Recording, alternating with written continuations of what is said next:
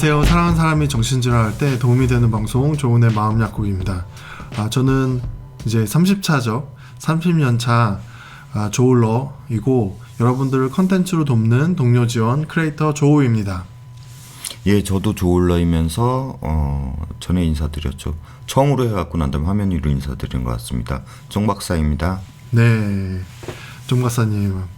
그동안 목소리로만 예. 이제 참여를 해주시다가 오늘 이렇게 저희들의 새로운 방송 끝남 끝살. 예. 예, 끝남 끝살이 무슨 의미였죠? 끝까지 가본 남자들의 끝까지 살아남기입니다. 네, 그렇습니다.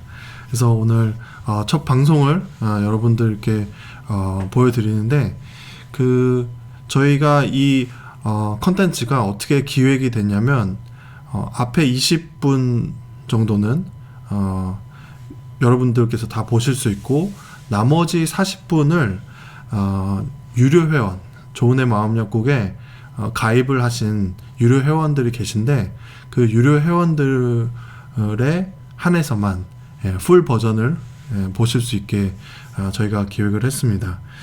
네, 그래서 총 12회 차로 지금 저희가 생각을 하고 있고, 네, 그래서 쫑 박사님께서 굉장히 많은 자료들을 준비해 주시고 또 슬라이드와 함께 저희가 방송할 텐데, 네, 첫 번째 주제는 저희가 뭘로 정했을까요? 약물입니다. 네, 약물. 그래서 저희가 물론 정신건강의학과 주치의들은 아니지만 의사는 아니지만 저희가 그래도 좀 그 팩트를 기반한 그런 자료들을 모아서 여러분들께 전달할 것이고 또 그런 검토를 또 교수님께 부탁해서 함께하는 방송도 생각을 하고 있습니다. 네, 그러면 한번 시작을 해주시면 감사하겠습니다. 예, 첫 번째 이제 약물에 대해서 2번 슬라이드부터 시작하겠습니다. 약을 꼭 사실 먹어야 되는 이유하고 두 번째는 해갖고 약물에 대해서 얘기하는 것 같은 경우에는 약을 이해하면 이해할수록 약에 대한 확신일수록 효과가 증가하기 때문입니다. 네. 제가 생각하기에는 약을 꼭 먹어야 하는 이유는 부작용이 사실 있을 수도 있잖아요. 네. 예, 그런데 조님은 왜 꼭 약을 먹어야 된다고 생각하십니까? 저는 우선 약을 먹었을 때와 또 안 먹었을 때 약을 안 먹었을 때는 좀 불안불안한 그런 컨디션이 있었던 것 같아요. 그리고 또 재발의 위험이 굉장히 많다 보니까 물론 부작용도 있죠.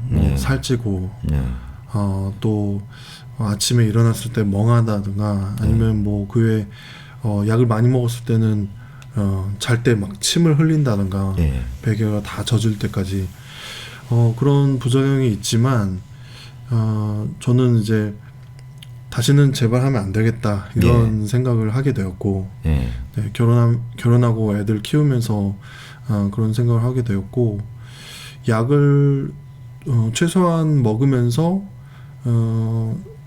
또 조울러가 갖고 있는 그런 장점들은 계속 갖고 있으면서 증상을 관리하는 거가 어떻게 보면 그런 거 있잖아요. 그 암에 걸리신 분들이 그 암을 치유하기 위해서 이렇게 노력하시면서 그것을 극복하고 난 다음에는 일반인들보다 더 건강에 신경을 쓰시면서 좋은 건강을 유지하시는 그런 분들이 계시잖아요.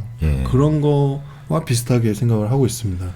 그 제가 이제 이걸 시작하면서 제가 뭐 정신의학과 전문의도 아닌데 물론 이제 자료 같은 경우에는 그냥 인터넷에 떠도는 자료로 그냥 짜집기는 한 건 아니고요.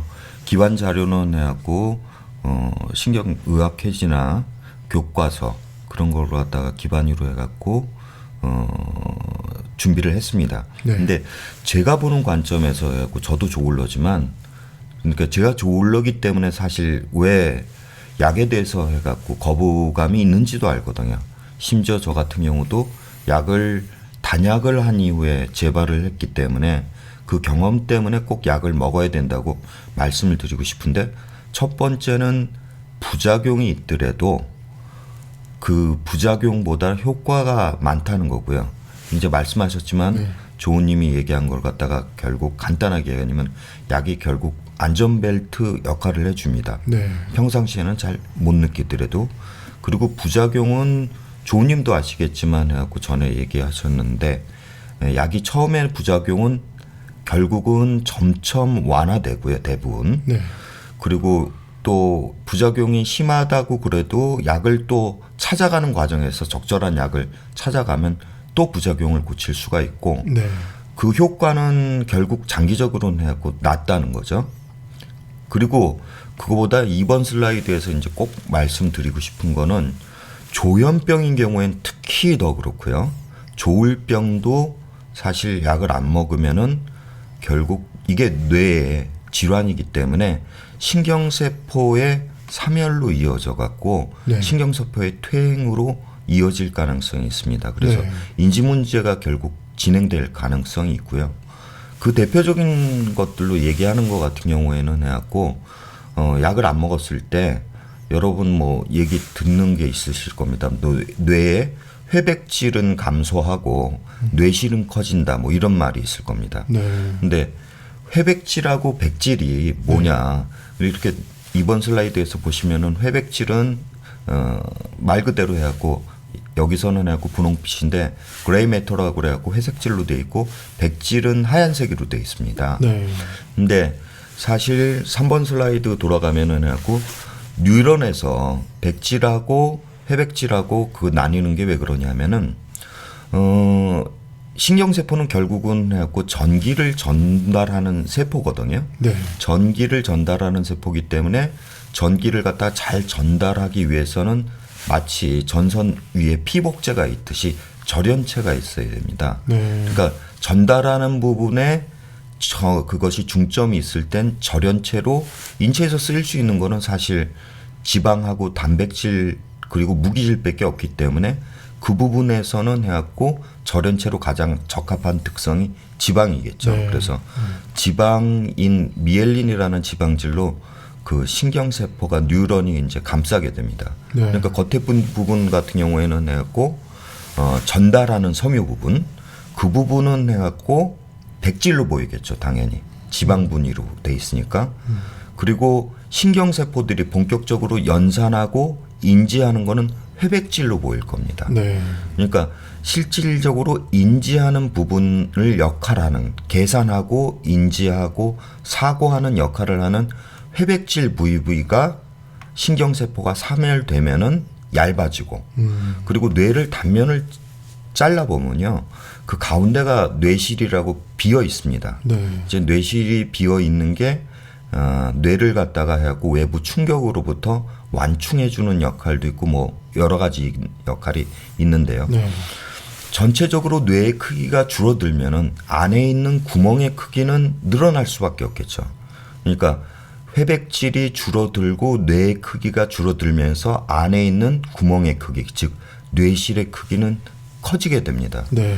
이런 것이 실질적으로 해갖고 다 과학적으로 영상의학적으로 밝혀지고 있거든요. 그러니까 약을 꼭 드셔야 됩니다. 네. 그리고 물론 뇌 가속성이라는 측면에서 이 부분 같은 경우가 어느 정도 해갖고 난 다음에 나아질 수 있는 가능성은 있지만, 그래도 이게 병이 발병하면 발병할수록 정말 돌이킬 수 없는 사태가 벌어질 수 있기 때문에 조울증도 해갖고 예외는 아닙니다. 발병이 지속되고 그러면은 신경 기능의 퇴행은 지속되기 때문에 약은 반드시 드셔야 됩니다. 네. 그 약을 먹어서 이렇게 증상 완화에도 도움이 되지만 뇌를 생각했을 때 네. 약을 먹는 것이 퇴행을 막는 길이다. 예. 이런 말씀을 해주시는 거잖아요. 저 같은 경우에 갖고 사실 약을 먹으면은 사실 머리가 돌아가는 속도라고 그러죠. 그런 것이 사실 조금 저하되는 감은 있어요. 그리고 워낙 조증 때 빨리 돌아가는 느낌을 경험했기 때문에. 그거 말고도 사실 조금의 사실은 해갖고 저하는 있을 수가 있어요. 왜냐하면 신경 전달 물질에 해갖고 과잉된 부분을 갖다가 줄일 수가 있기 때문에. 근데 균형 평균값을 갖다가 해갖고 보면은 해갖고 낮다고 생각하시는 게 나을 거예요. 그러니까 전체적으로 언제는 해갖고 정말 뇌가 너무 활성화됐다가 언제는 해갖고 너무 처지고 이런 극단을 갖다 겪는 것보다는 평균적으로 조절하는 것이 전체 삶의 질에 있어서는 훨씬 뛰어나고요. 예. 또 하나는 뭐냐면 그것 때문에 내가 약을 갖다가 안 먹고 단기간 조금 해갖고 그 뇌에 어떤 그 자신의 인지 기능이 갖고 올라갔다고 본인 스스로 생각해도 네. 그게 굉장히 위험한 상태죠. 네. 예, 잘못하면은. 네. 그리고 또 제가 지금 약에 대해서 해갖고 설명하는 이유는 또 하나는 이거는 조울러의 관점에서 말씀을 드리는 건데요. 환자들이 옛날에 그런 실험을 했어요. 예를 들어서 똑같은 약을 두고 이거는 1,000원짜리 약이다 하고 먹는 거하고 똑같은 진통제입니다. 네. 그리고 하나는 100만 원짜리 진통제다. 엄청난 신약이다 하고 먹는 경우하고 똑같은 개발된 진통제래도 해갖고 비싼 약이라고 알고 먹는 것이 훨씬 해갖고 난 다음에 효과가 좋다는 겁니다. 네. 또 하나는 실험을 했는데 똑같은 100만 원짜리 약이라고 얘기를 하고 하나는 해갖고 100만 원짜리 약을 갖다가 보험 수가가 엄청나게 작용해갖고 1,000원에 디스카운트 해갖고 준다고 그러고 하나는 그냥 100만 원짜리 약이라고 그래도 비싼 약이 해갖고 효과가 좋다는 건데요. 왜냐하면 약에 대해서 그만큼 확신이 있으면 있을수록 해갖고 실질적으로 효과가 좋습니다. 네. 위약 실험을 해보면은 이런 플라시보 효과 같은 경우가 보통 최고 2배까지도 해갖고 약효가 있는데요. 그래서 이 강의라고 하기는 좀 그럴 수도 있지만 같이 나누는 목적이 핵심은 해갖고 우리가 약에 대해서 좀 확신을 갖고 먹자입니다. 네. 사실 정신질환 약이 해갖고 1950년대 개발되기 전까지만 해도 만약 진짜 그 약이 그 전에 개발됐다면은 진짜 100만 원이 아니라 1,000만 원을 주더라도 해갖고 그 약을 먹었을 겁니다. 그러니까 1950년대 조우님도 아셨겠지만 해갖고 케네디 대통령에 해갖고 그 누이가 누나였죠. 누나가 해갖고 난 정신질환을 갖다 앓고 있었는데 그 당시에 뇌 절제 수술이 유행했죠. 네. 그래고 전두엽 절제 수술을 해갖고 그 병을 고치려고 하다가 실질적으로 일상생활에 크게 지장이 없는 정도의 인지지능을 가지고 있었는데 그것마저도 잃어버리고 굉장히 불행하게 해갖고 결국 인생을 마쳤습니다. 네. 근데 만약에 그때 그 절제 수술도 굉장히 비싼 수술이었거든요. 당시 한 돈으로 1만 불 정도 됐다고 그러니까 한 현재 화폐 가치로 따지면 한 1억 정도 가까운 돈이었을 거예요. 근데 생각만 해도 끔찍해요. 그 전두엽 절제 수술을. 네. 그런데 만약에 약이 있었다면 그 당시에 그 약을 갖다가 그 돈을 더 주고라도 아마 먹었을 겁니다. 네. 그 끔찍한 수술을 갖다가 할 수 있는 사람조차 얼마 많지도 않았어요. 워낙 비싼 수술이래 갖고. 그러니까 이 약이라는 거를 제발 확신을 가지고 꼭 드셨으면 좋겠습니다. 그때 얼마였다고 했죠? 만 불이라고. 10,000불 정도 주고 수술했다고 그러더라고요. 진짜 저희가 먹는 약이 1,000만 원 이상의 그 값어치를 하는 약이네요. 그렇죠. 그리고 지금 그 시기가 갈수록 해갖고 약은 계속 개발되고 있고요. 그쵸. 최근에 이제 개발된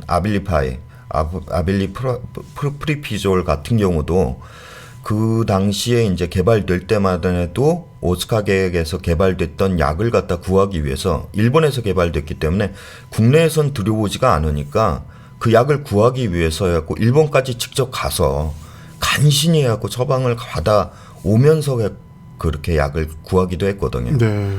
그러니까 현재 개발되고 있는 약들은 더 검증이 되고요.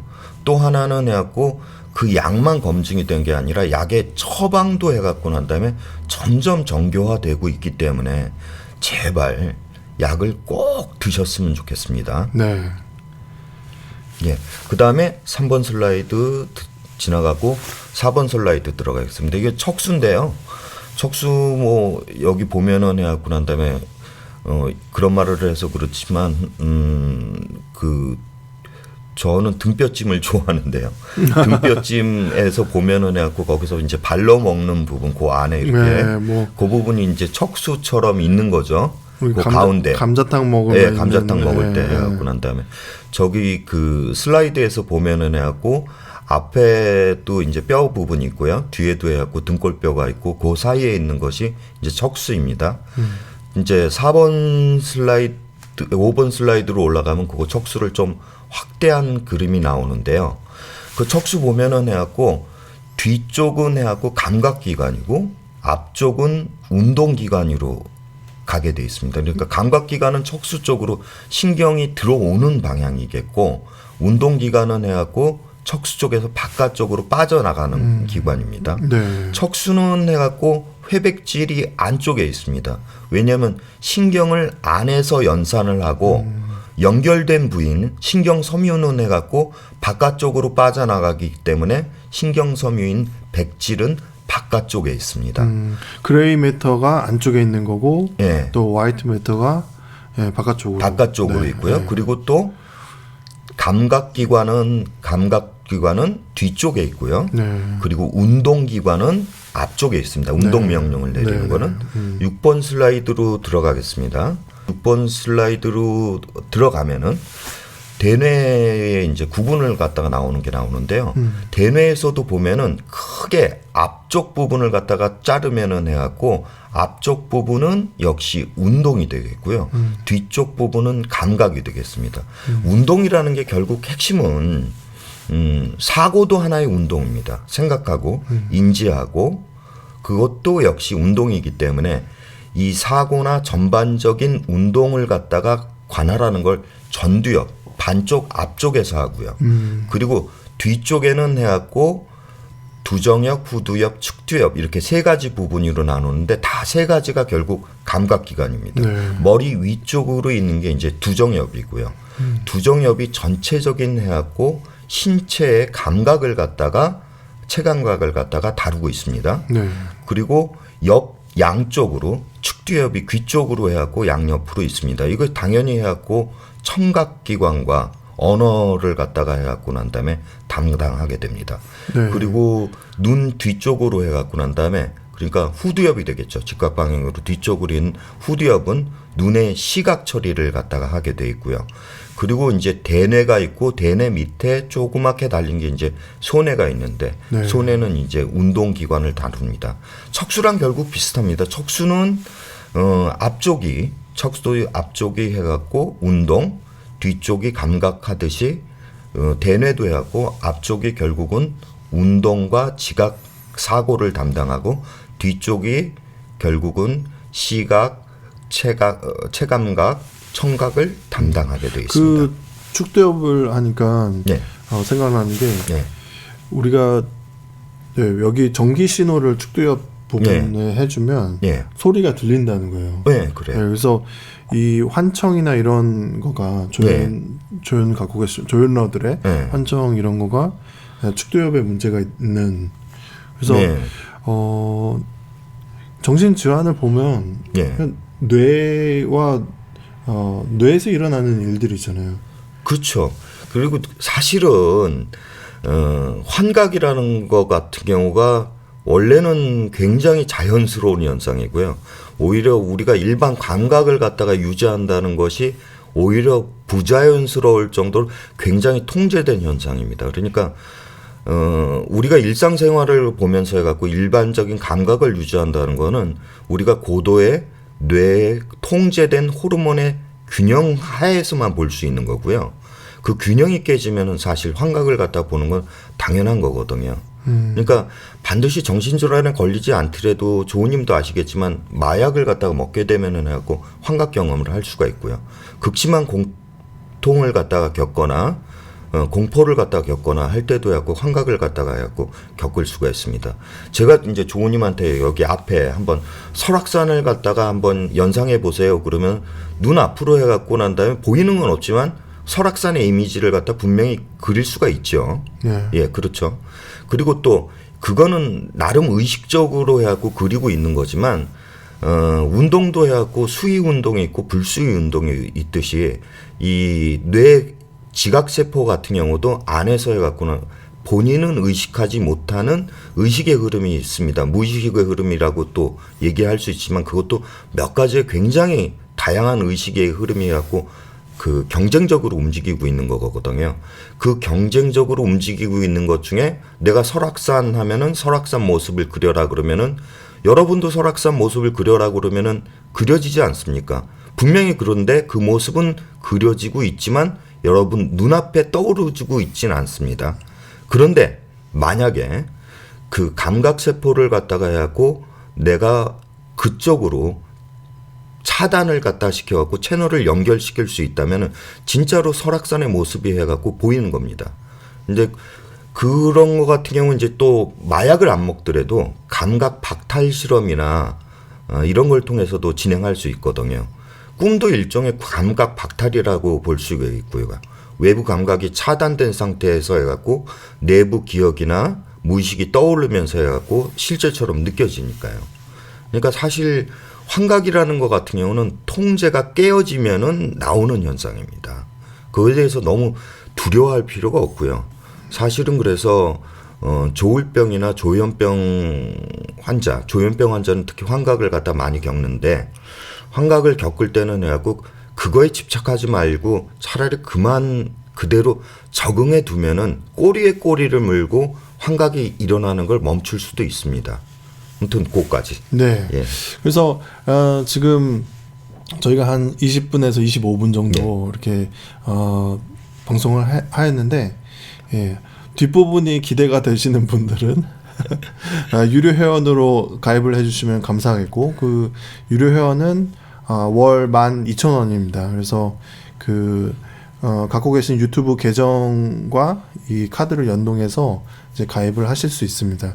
그래서 풀 버전으로 저희는 진행을 하도록 하겠습니다. 예.